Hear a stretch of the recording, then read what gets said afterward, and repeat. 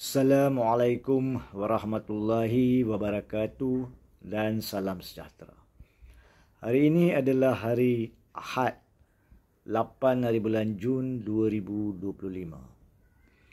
Dan saya perlu membuat penjelasan dan penerangan berkaitan dengan satu kenyataan yang telah dibuat oleh pihak JCOM melalui ketua pengarahnya Ismail Yusof pada 6 hari bulan Jun 2025. Antaranya dilaporkan oleh Malaysia Kini bertajuk Ketua Pengarah JCOM berkata, jika institusi PM roboh, negara juga runtuh. Ada dua perenggan utama yang saya akan rujuk dalam komentar saya di sini bagi tujuan menganalisa dan menunjukkan kenapa kenyataan ketua pengarah tersebut adalah bukan sahaja salah tetapi menyelewengi daripada fakta dan rentetan peristiwa sebenar. Perenggan pertama komen beliau boleh dirumuskan sebagai berkata bahawa Ismail Yusof memberi peringatan yang institusi Perdana Menteri perlu dilindungi kerana kejatuhannya bukan sahaja akan melemahkan jawatan itu tetapi turut mengguncang kestabilan negara secara keseluruhan. Dan asas ataupun tujuan kenyataan itu dibuat boleh dilihat di perenggan 7 laporan Malaysia Kini yang sama, di mana Ismail Yusof dipetik berkata, serangan demi serangan terhadap institusi ini bukan sekadar melemahkan seseorang individu, ia menggoncang asas negara. Katanya merujuk kepada Perdana Menteri Anwar Ibrahim. Pertama sekali, kenyataan Ismail Yusof ini dibuat pada 6 hari bulan 6 bersandarkan kepada perkembangan yang berlaku pada 4 hari bulan 6 di mana permohonan Anwar Ibrahim untuk suatu perintah merujuk beberapa soalan ke Mahkamah Persekutuan telah ditolak oleh Mahkamah Tinggi, dan seterusnya permohonan lisan untuk penggantungan perbicaraan di antara Yusof Raudha dan Anwar Ibrahim yang ditetapkan untuk dimulakan pada 16 Jun pun telah ditolak, dengan pandangan Mahkamah Tinggi bahawa rayuan adalah hak Anwar untuk dibawa ke Mahkamah Rayuan dan permohonan penggantungan jika perlu bolehlah dibuat, dan jika dianugerahkan oleh Mahkamah Rayuan maka akan terpakai. So itu status prosiding mahkamah yang wujud berkaitan dengan permohonan Anwar tersebut dan perbicaraan Yusof Raudha berkenaan. Pada masa permohonan itu difailkan, sememangnya ramai yang telah mempersoalkan adakah Anwar Ibrahim mempergunakan jawatan Perdana Menteri beliau untuk kononnya mengatakan bahawa jawatan Perdana Menteri itu yang beliau pohon untuk dilindungi, bukan diri beliau. Dan teras itulah adalah kenyataan Ismail Yusof. Kononnya permohonan yang dibuat adalah untuk memelihara Institut Perdana Menteri kerana adanya serangan demi serangan terhadap Institut Perdana Menteri. Keduanya, adakah itu betul? Serangan demi serangan yang dirujuk oleh Ismail Yusof mestilah merujuk kepada dakwaan dan aduan Yusof Raudha yang terkandung dalam tuntutan sivil beliau yang ditetapkan pada 16 hari bulan Jun untuk diperbicarakan. Persoalan pertama, dalam tindakan sivil tersebut, dakwaan Yusof Raudha tentang serangan yang dilakukan oleh Anwar Ibrahim kepada beliau yang belum dibicarakan lagi, tapi dakwaannya adalah ianya berlaku pada 2 Oktober 2018. Maka adakah Anwar Ibrahim merupakan Perdana Menteri pada masa itu? Jawapannya tidak. Pada masa dakwaan serangan itu berlaku, Anwar Ibrahim baru keluar daripada penjara pada 16 hari bulan Mei 2018, tidak berada dalam struktur kerajaan dan cuma merupakan seorang ahli parti yang merupakan kerajaan PH 1.0. Kemudiannya, Yusof Rauda memfailkan tindakan sivil pada 14 Julai 2021. Pada 14 Julai 2021, persoalan keduanya adalah, adakah Anwar Ibrahim sudah menjadi Perdana Menteri? Untuk dikatakan dakwaan maupun serangan itu adalah terhadap institut Perdana Menteri? Jawapannya tidak. Anwar Ibrahim pada tarikh tersebut merupakan pembangkang. Kerajaan pada masa itu adalah kerajaan pasca Sheraton Move Muhyiddin Yassin. Justru bagaimanakah dikatakan serangan, kalaulah nak digunakan perkataan serangan sekalipun, berkaitan dakwaan itu dikatakan terhadap Perdana Menteri. Ianya adalah terhadap pembangkang, ahli politik, ketua pembangkang Parti Pakatan Harapan. Bilakah Anwar Ibrahim menjadi Perdana Menteri? Itu soalan ketiga.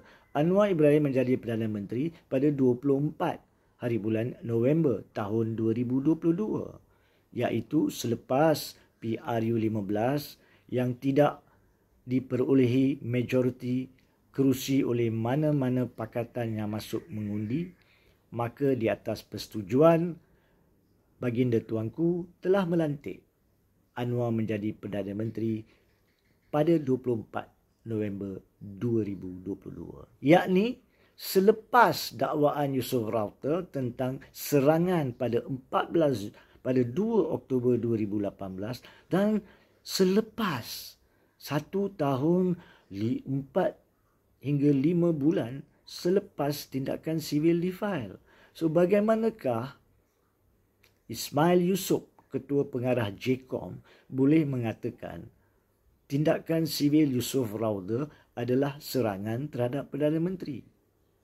Ketiganya, apa yang berlaku adalah perbicaraan antara Yusof Rauda dengan Anwar Ibrahim tidak dapat dimulakan atau dibicarakan pada mana-mana tempoh sebelum 2022. Maka persoalan lanjut adalah, bukankah menjadi tanggungjawab Anwar Ibrahim jika beliau tidak hendak dakwaan ini mengekori beliau bila beliau menjadi Perdana Menteri, maka sepatutnya beliau berusaha sedaya mungkin di bawah setiap permukaan perundangan yang ada untuk mempercepatkan perbicaraan dan penyelesaian tuntutan Yusof Rauda sebelum beliau bersedia untuk menawarkan diri sebagai Perdana Menteri. Bukankah Anwar sendiri yang bersalah untuk tidak membersihkan namanya, menyelesaikan tuntutan sivil terlebih dahulu sebelum menawarkan diri sebagai Ketua Pakatan Harapan seandainya beliau dipilih sebagai Perdana Menteri? Itu adalah pilihan Anwar. Anwar yang meletakkan dirinya dalam keadaan nak menjadi Perdana Menteri walaupun ada aduan salah laku seksual di bawah tuntutan sivil. Ini bukan pilihan Yusof Rauda, bukan pilihan sesiapa pun. Jadi kenapakah Anwar yang memilih untuk menawarkan diri sebagai Perdana Menteri pasca PRU 15 kini mengatakan serangan terhadap Perdana Menteri? Satu kenyataan yang tidak munasabah langsung. Satu penyelewengan fakta dan rentetan peristiwa yang bukan saja dilakukan oleh Anwar Ibrahim, tapi malangnya oleh satu agensi yang memanggil diri mereka sebagai JCOM, iaitu satu agensi yang pendek katanya adalah Jabatan Komunikasi Komuniti. Agensi persekutuan kononnya. Saya haraplah agensi-agensi kerajaan bercakap dengan benar dan jujur berkaitan dengan rentetan peristiwa dan fakta sebelum merumuskan secara salah ianya serangan terhadap Perdana Menteri. Ianya tidak pernah menjadi serangan terhadap Perdana Menteri. Ianya adalah serangan terhadap seorang individu yang bukannya Perdana Menteri pada masa ianya diadu, yang menjadikannya sekarang seolah-olah serangan kepada Perdana Menteri adalah Perdana Menteri itu sendiri, Anwar Ibrahim. Nombor satu, dia memilih untuk menawarkan diri menjadi Perdana Menteri walaupun ada aduan dan tindakan tuntutan sivil di mahkamah. Salah siapa? Salah beliau. Sepatutnya sebagai seorang pemimpin yang bertanggungjawab, sekiranya beliau tidak inginkan perkara-perkara ini kononnya mengganggu perjawatanan seorang Perdana Menteri, sepatutnya Anwar Ibrahim berehat dulu pada masa itu tanpa menawarkan diri beliau menjadi Perdana Menteri. Dan apabila tidak melakukan perkara itu dan memilih untuk menjadi Perdana Menteri, jangan pula sekarang mengadu secara seleweng bahawa ini adalah suatu serangan terhadap Perdana Menteri. Saya harap penjelasan ini setakat ini boleh difahami dengan betul dan lengkap oleh kesemua pihak tanpa mengambil pihak sama ada penyokong-penyokong kerajaan atau penyokong-penyokong pembangkang maupun pentaksub-pentaksub mana-mana pemimpin politik, sebab kedaulatan undang-undang dan keluhuran perlembagaan adalah amat penting. Keempatnya, Anwar melalui permohonan mengatakan sukar untuk menjalankan tugas kerajaan sebagai Perdana Menteri dengan adanya tuntutan sivil yang akan dibicarakan. Now, dalam sistem kehakiman dan perundangan, tidak ada perkara yang menghalang Anwar Ibrahim untuk mengambil cuti rehat sekiranya beliau betul-betul yakin bahawa adanya perbicaraan itu mulai 16 Jun akan mengganggu kerjanya sebagai Perdana Menteri, maka pilihan di tangan dia. Dia boleh mengambil cuti rehat dan dia boleh melepaskan peranan untuk melaksanakan tanggungjawab sebagai pemangku Perdana Menteri kepada mana-mana satu daripada dua timbalan Perdana Menteri yang ada. Walhal pada masa sekarang ini, sejak lewat-lewat ini, kita membuat tabiat ada dua timbalan Perdana Menteri. Maka pilihlah mana-mana satu untuk menjawab dan melaksanakan tanggungjawab Perdana Menteri untuk tempoh sehingga selesai perbicaraan Yusof Rauda tersebut. Itu adalah tindakan mematuhi kedaulatan undang-undang. Saya dan ramai di luar rakyat Malaysia akan menyokong tindakan seperti itu oleh seorang Perdana Menteri yang bertanggungjawab. Tetapi bukan melalui cara membuat permohonan kononnya merujuk pelbagai soalan, minta penangguhan kerana jawatan Perdana Menteri tidak dapat dilaksanakan. Itu adalah tindak tanduk anda, Anwar Ibrahim sendiri.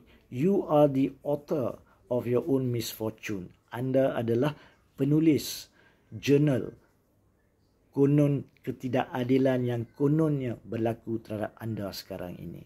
Saya harap Anwar Ibrahim, penyokong Anwar Ibrahim, pentaksub Anwar Ibrahim, walhal pembangkang sekalipun, faham perkara ini sebab ini bukan isu politik, ini isu keluhuran perlembagaan dan kedaulatan undang-undang.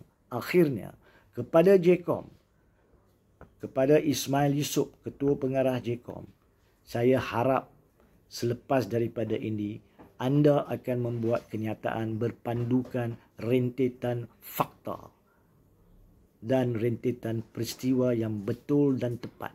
Jangan cuba diseleweng di atas kerusi Ketua Pengarah JKOM untuk mengelirukan dan mencelarukan fakta sebenar, asas sebenar kepada rakyat jelata. Sekian.